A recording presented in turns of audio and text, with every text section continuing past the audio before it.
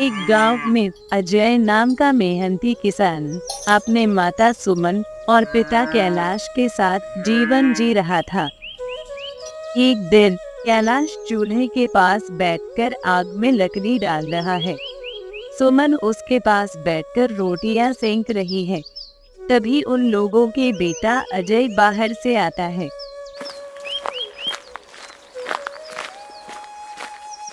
बाबा, मैं आ गया। कैसा रहा आज का काम? वही, खेतों में काम किया। आज अनाज कटाई शुरू हो रही है। कल से और ज्यादा मेहनत करनी पड़ेगी। माँ की बात सुनकर अजय भी खाना खाने के लिए बैठता है। तीनों चुपचाप खाना खा रहे हैं। अजय के मन में कुछ बातें घूम रही हैं। बाबा, माँ, तुमसे कुछ बात करनी थी। बोल बेटा। यह गांव अब सुरक्षित नहीं है। कल रात मेरे खेत से अनाज चोरी हो गया। क्या? कैसे हो सकता है? मुझे नहीं पता, लेकिन चोरी जरूर हुई है और यह जानवर का भी काम नहीं हो सकता। चिंता मत करो बेटा, शायद किसी ने गलती से अनाज गिरा दिया हो। कौन चोरी करेगा गांव में? लेकिन बाबा, ऐसा पहले भी हो चुका है। हफ्ते भर पहले ही रामू के घर से गहने चोरी हुए थे। ऐसा लग रहा है जैसे कोई गांव में घुसपैठ कर रहा है।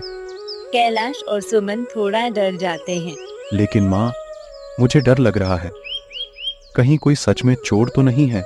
डरो मत बेटा, हम सब मिलकर इस चोर को पकड़ेंगे। इस गांव में कोई चोर नहीं घुस सकता।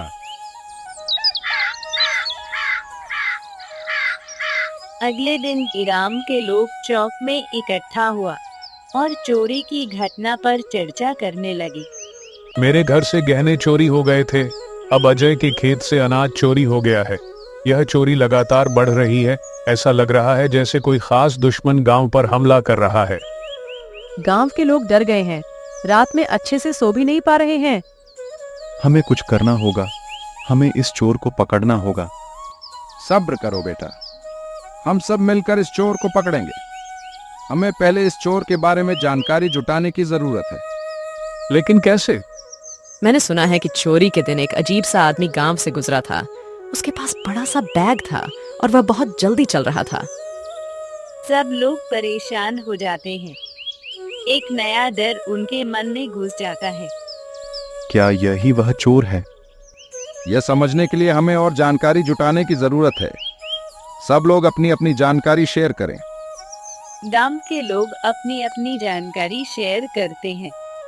कोई कुछ कहता है, कोई कुछ। सब डरे हुए हैं, लेकिन वे चोर को पकड़ने के लिए दृढ़ हैं। कैलाश और सुमन अपनी झोपड़ी में बैठे हैं। अजय बाहर गार्ड कर रहा है। कैलाश, तुम्हें नहीं लगता कि ये चोर बहुत खतरनाक है? वह रात में गांव में घुस आता है और हम कुछ नहीं कर पाते। डर मत करो सुमन, हम सावधान हैं। अजय बाहर गार्ड कर रहा है और हम भी जाग रहे हैं। हम इस चोर को पकड़ेंगे। अचानक झोपड़ी के बाहर कुछ आवाजें आती हैं। सुमन डर जाती है। कैलाश, क्या ये चोर तो नहीं है?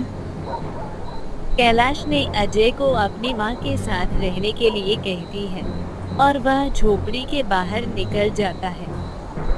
कैलाश घर के बाहर डर के मारे खड़ा है। वह कुछ देख रहा है।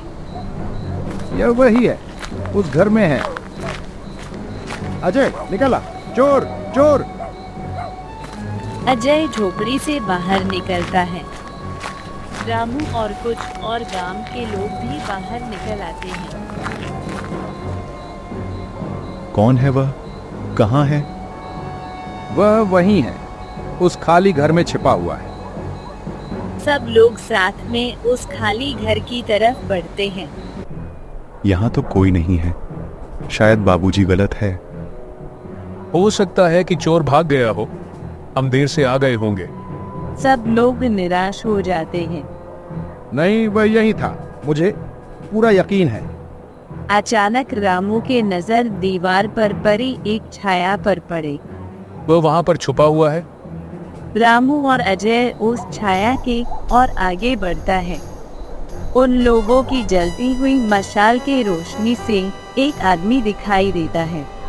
वह एक बूढ़ा आदमी है।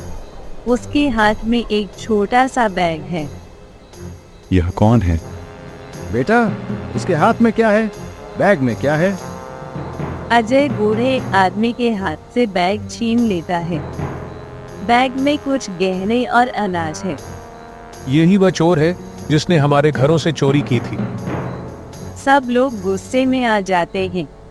वे बूढ़े आदमी पर हमला कर देते हैं। रुक जाओ, उस पर हमला नहीं करो। हमें पहले इस बूढ़े आदमी से पूछताछ करनी चाहिए। बताओ, तुमने चोरी क्यों की? तुम्हें पैसों की जरूरत थी क्या? बूढ़ा आदमी अब रोने लगा है। वह अपनी कहानी बताता है। मुझे माफ कर दो, मैं गरीब हूँ। मेरा बेटा बीमार है। उसके इलाज के लिए मुझे पैसों की जरूरत थी। मैं और कुछ नहीं कर सका। सब लोग बूढ़े आदमी की कहानी सुनकर दिल गर्मी से भर जाते हैं। वे समझ जाते हैं कि यह बूढ़ा आदमी गरीबी और अनिवार्यता के कारण चोरी करने को मजबूर हो गया था। ठीक है, हम तुम्हें माफ करते हैं, लेकिन पहले तुम्हें अपना सारा चोरी का सामान वापस करना होगा। बूढ़ा आदमी अपना सारा चोरी का सामान वापस कर देता है। गांव के लोग उसे अपनी झोपड़ी में रहने और अपने बेटे का इलाज करने के लिए पैसा दे देते हैं। अचानक रामू को एक चिट्ठी मिला। देखो, यह एक चिट्ठी है। कैसी चिट्ठी?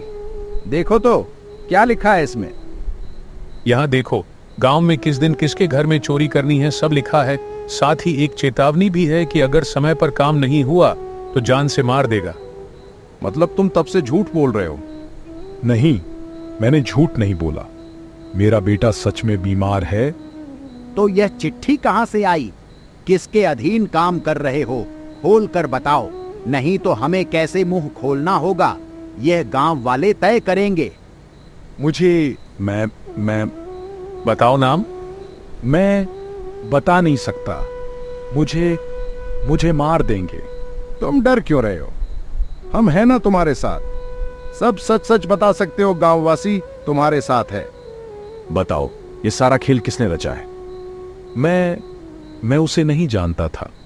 वो मुझे बस मंदिर के पास मिला था। उसने कहा था अगर मैं उसके लिए चोरी करूंगा तो उसे मेरे बेटे के इलाज के लिए पैसे मिल जाएंगे। मंदिर के पास कौन? क्या उसकी कोई पहचान थी? वो बस एक काला कोट पहने हुए था और उसका मुंह अंधे के वजह से नहीं देख पाया। ये सारी चोरियां, ये सारा खेल, ये सब एक बड़े षड्यंत्र का हिस्सा है और इस बूढ़े आदमी को सिर्फ एक मोहरा बनाया गया है। लेकिन ये कौन है? ये मंदिर के पास का आदमी, इसके पीछे कौन है? एक रात फिर वही व्यक्ति काले कोट में हाथ में चाकू लेकर बूढ़े आदमी के घर में घुस गया। मुझे पता था कि तुम मुझे मारने आओगे। तभी घर के अंदर से रामू और 2 गांव वाले निकल आए। रामू, तुम यहाँ? लेकिन कैसे? मैं सब जानता हूँ अजय। उस दिन तुम जाने के बाद बूढ़े आदमी ने हमें बुलाकर कहा। रामू अजय नाम का वह लड़का तुम्हारा दोस्त है क्या? हाँ, अजय मेरा बचपन का दोस्त है। लेकिन आपने पूछा क्यों? आपको जानकर हैरानी होगी कि अजय के हाथ पर जो दाग है वह काले कपड़े पहनने वाला आदमी के हाथ में भी था। नहीं, यह कभी नहीं हो सकता। वह अपने खेत के लिए बहुत मेहनत करता है। मैंने वह निशान साफ देखा है। अगर अजय सच में चोर हैं, तो तब वह निश्चय आकर आपको मार डालेगा, इस भय से कि तुम उसे पकड़ लोगे। इसलिए आपको सुरक्षा देना होगा। और उस दिन के बाद से मैं तुम्हारे जानकारी के बिना बूढ़ा आदमी के घर का पहरेदार बन रहा हूँ। अगले दिन गांव वालों ने अजय को पकड़कर चौक में ले आए। अजय की माँ भी वहां आ गई। बाबा अजय, तुमने यह सब क्या किया? क्या मैंने तुम्हें यह देखने के लिए बड़ा किया? अब हमारे जीने का कोई मतलब नहीं है। हमारा सब कुछ खत्म हो गया। तुमने हमारी इज्जत और सम्मान सब खत्म कर दिया। मुझसे बहुत बड़ी गलती हो गई माँ, बहुत बड़ी गलती हो गई। मुझे ऐसा मजबूरी में करना पड़ा। तुम अब हमें कुछ नहीं बताओ। ऐसी क्या मजबूरी थी जिसने तुम्हें चोर और हत्यारा बना दिया? एक दिन मेरे पेट में बहुत दर्द हुआ और उसका कारण जानने के लिए मैं तुरंत अस्पताल गया। डॉक्टर ने सब जांच करके मुझे एक जटिल बीमारी के बारे में बताया, जिसके लिए बहुत पैसे की जरूरत थी और मेरे खेत से भी इतने पैसे कमाना कभी संभव नहीं था। और इसी कारण से मैं इस रास्ते को चुनने के लिए मजबूर हो गया। बाबा, तुम्हें हमें बताना चाहिए था ना। नहीं माँ बाबा, पहले से ही हमारे घर इतनी चिंता में थे। मैं ये बातें कहकर आप लोगों को और एक बड़ी चिंता नहीं देना चाहता था। लेकिन तुमने अपने ही खेत में चोरी क्यों की? ताकि किसी को मुझ पर संदेह न हो। देखो अजय, तुमने इस बुरे रास्ते को चुनने के बजाय गांव से मदद क्यों नहीं मांगी? आजकल मैंने देखा है कि गांव के लोग अपने परिवार के साथ व्यस्त हो गए हैं।